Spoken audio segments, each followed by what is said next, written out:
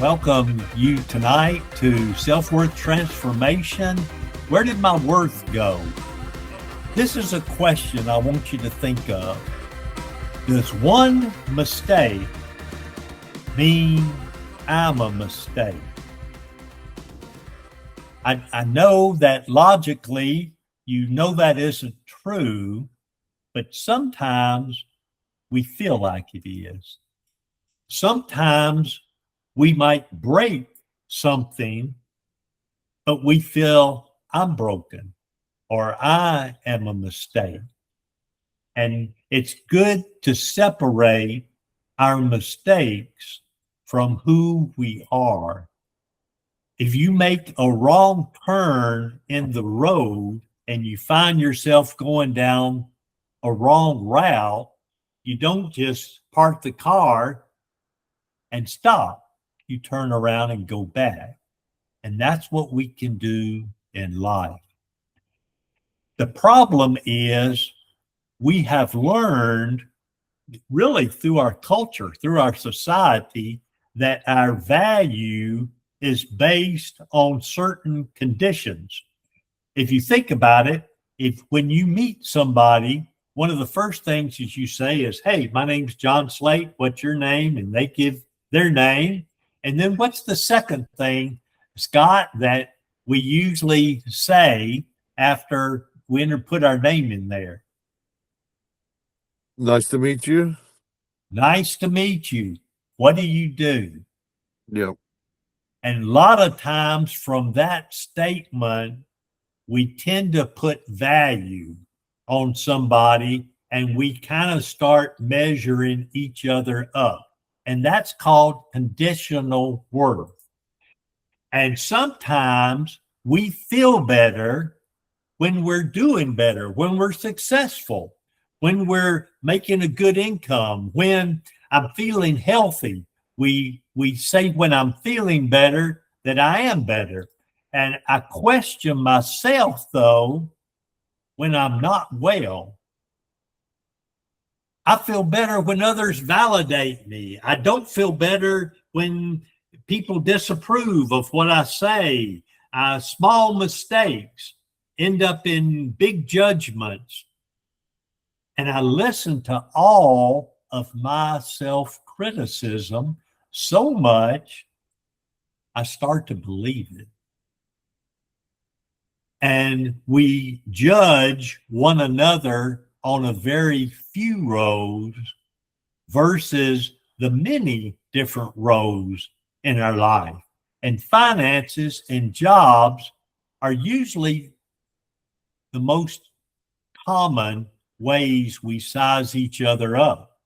And so here, when you've got a good job, but then you size yourself up with your job. I feel better when I'm doing my job. But then you're the same man, the same person to children. And you really think, how come I feel so much better when I'm in my occupation that sounds good? I can remember when I became a fireman, I felt proud of myself. And beforehand, I really didn't. I didn't feel like I had something that made a good enough living. We tend to measure ourselves on our conditional worth. However, in truth, some of the most important people are our babies and our children. And you really think about it, a baby can't even talk. They can't even feed themselves. And whereas when we were children, we were that Superman that had on that towel around their neck and jumped from chair to chair. And then somewhere the rules about our worth change. One of the rules is I need to be perfect to be good enough. And so we look at career. We measure on our career, on the dollar that we make, the number of friends that we have in our social media, the type of car, where we live, the clothes that we wear, and it becomes endless. And where do we have, when our worth is conditional, does it just depend on what day it is?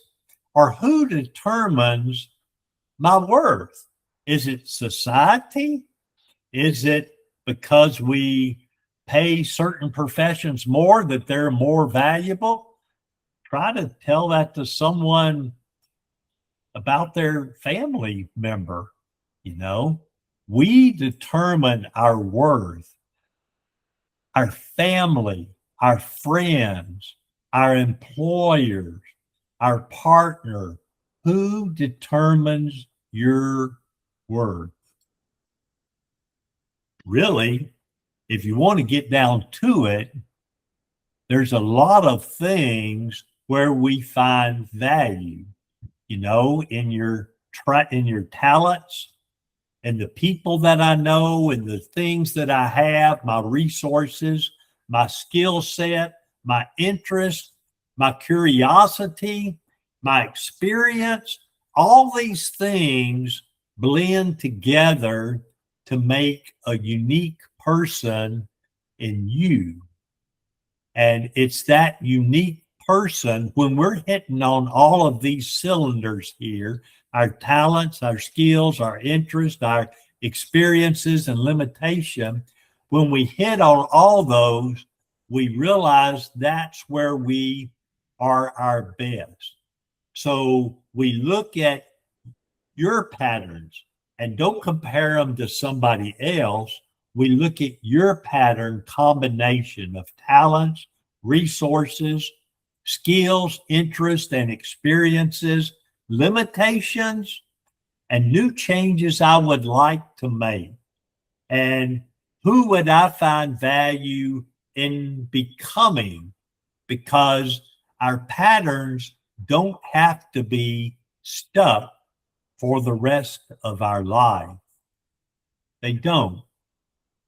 And so in the worksheet that I'm going to be sending to you, it talks about it helps you to analyze your unique combinations, understand your limitations, and look at the new changes you would like to make, and who would I find value in becoming like. And then we connect the dots, and then we take some first steps. What guides our lives? Is it our values and our priorities, or is it just whatever job we can get? Is it taking whatever comes our way, or deciding what it is that we really are good at and excel at and developing that? So the most important thing you can do during this series is the homework and planning the rest of your life. One of the things that we have mentioned in the book was that we form these patterns in our life, these perceptions about who we are, and they stick with us. And sometimes we have to challenge our own thoughts because they're stuck in patterns, in behavior patterns, and in thought patterns. So one things I'm going to challenge you to do this week is, when you have those self-critical thoughts, those limiting perceptions about who you are, I want you to slow down that thinking. And we're going to do this through something that I created here called war stories. I'm an old guy, and we've all got stories we love to tell, but you have stories every day of the week that validate the person that you are, the way you've handled your family, the decisions that you've made, getting up out of bed, when maybe you could sleep later, doing things, taking care of responsibilities about the house. Everyone needs to rebuild their stories, not stories of perfection, but these are moments where you made a better decision than you used to. I don't care if it's something small. Maybe it's just in how you look, but to pause instead of reacting and act in alignment with what your true worth is. And if you slip, like we all do, you return. So if to face something that you normally avoid would be a big step. And every week, I'm going to ask you to tell something from your week, that your war story, that you're proud of that you did.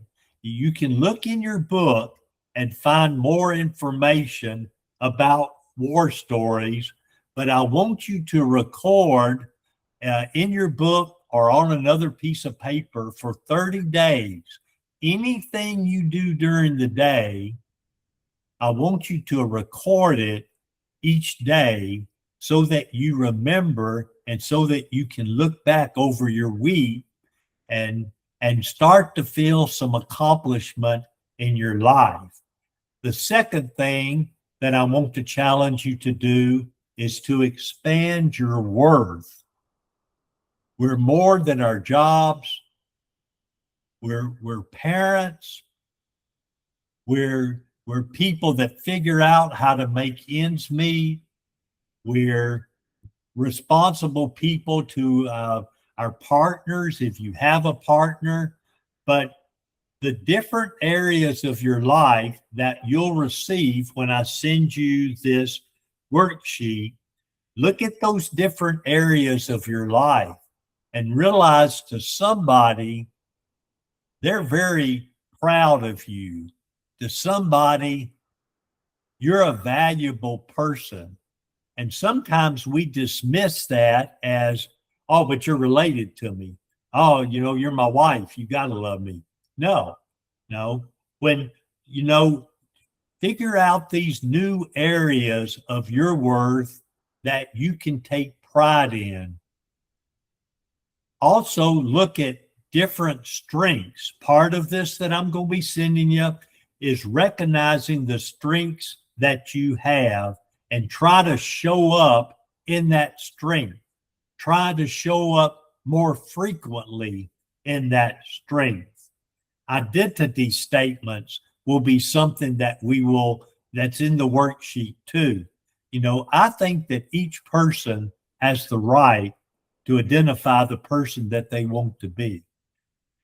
We rarely live up to the maximum amount of our resources that we have.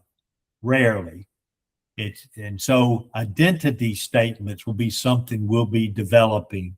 The third thing might be a little shaky to you, but I want you to, if you have one person in your life that you think is a safe person, that won't make fun of you, that is a trusted person, that I think it would be good to tell that person you're wanting to try to make some changes in your life.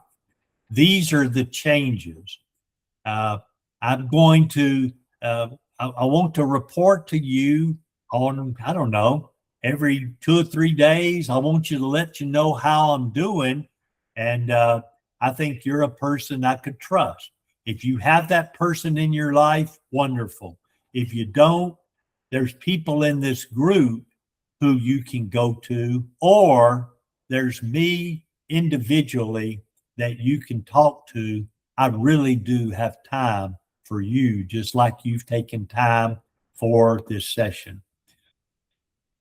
At the very end of every session, I would like for us to repeat this together, because if I could really boil down this whole course, this whole book that I've written, It's involved in this statement right here.